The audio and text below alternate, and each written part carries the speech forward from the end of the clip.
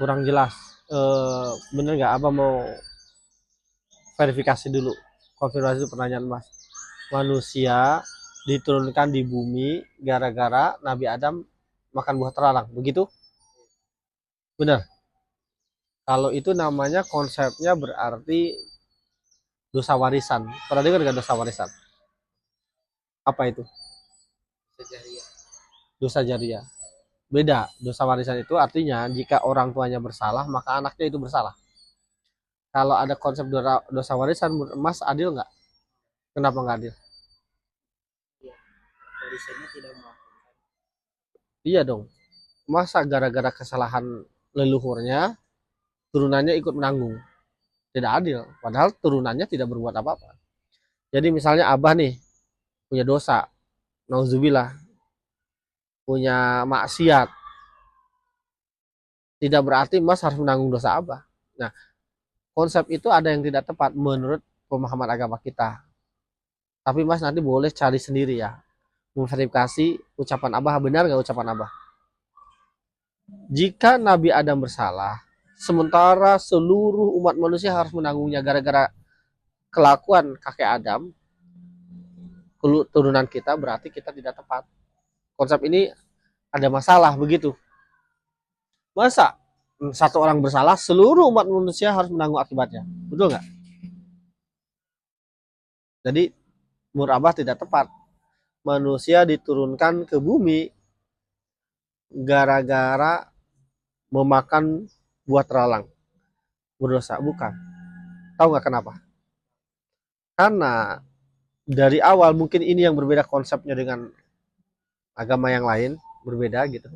Dari awal manusia memang diturunkan ke bumi tujuannya untuk mengelola bumi. Ada di surat kedua ayat 30 sampai 33 Al-Baqarah. Ya, di situ jelas disebutkan surat ke-30-nya wa idz qala rabbuka lil malaikati inni ja'ilu fil ardi khalifah. Dan ingatlah ketika Tuhan Allah Rabbuka ya berkata kepada malaikat, sesungguhnya ja'ilung aku akan turunkan di bumi khalifah. Kira-kira malaikat nerima nggak pas di apa namanya pas diajar apa dikasih tahu kayak gitu? Kenapa nggak nerima? Iya, itu ada ayat selanjutnya. Khalifah qalu ataj'alu fiha may yufsidu fiha, katanya gitu kata malaikat.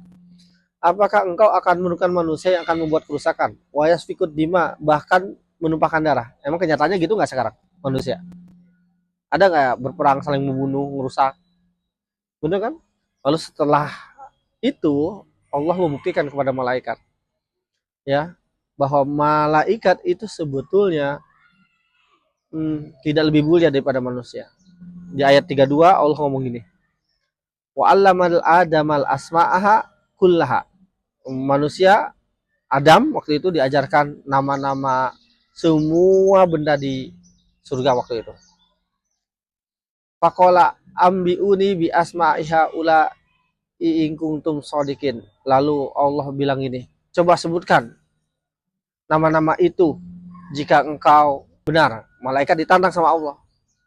Sementara Nabi Adam bisa gitu. Ya. Padahal malaikat ngomong apa di ayat yang sebelumnya? Wa nahnu nusabbihu bihamdika wa nuqaddisu lak. Padahal kata malaikat, aku tidak pernah membantah, aku menyucikan nama engkau. Ya, aku tidak melawan. Enggak mungkin berbuat dosa malaikat tuh. Tapi malaikat ditantang sama Allah untuk menunjukkan nama bumi. Malaikat berkata, qalu subhanaka la ilma lana illa ma 'allamtana. Kami hanya bisa menyebutkan apa yang telah engkau ajarkan kepada kami. Jadi di luar itu tidak. Jadi kenapa coba manusia bisa lebih mulia dari malaikat? Pertama, manusia itu punya pikiran, punya akal. Dengan akal itu manusia membuat pilihan.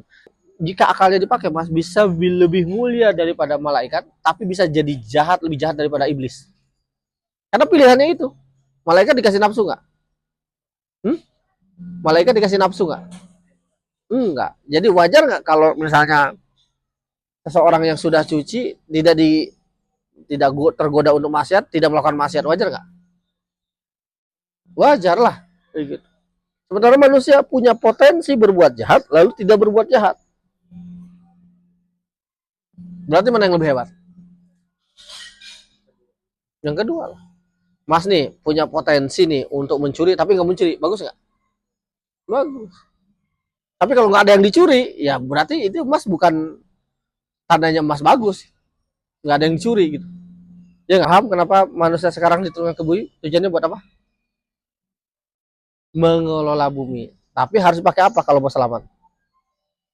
Akal. Dengan akal manusia bisa lebih mulia daripada malaikat. Tapi kalau akal yang dipakai, apa yang terjadi? Jadi manusia itu bisa bertumbuh kalau apa? Kalau belajar. Akal hanya hadir dalam hidup kita kalau dipakai belajar. Nah, banyak manusia itu lebih rendah dari iblis. Kalau bahasa dunia malah lebih rendah daripada hewan. Karena yang membedakan hewan dengan manusia, hewan itu hidupnya dominasinya hanya untuk kepentingan tubuh. Makan, minum, seks. Sementara manusia bukan hanya kepentingan tubuh. Itu berbahaya kalau kepentingan tubuh. Ya.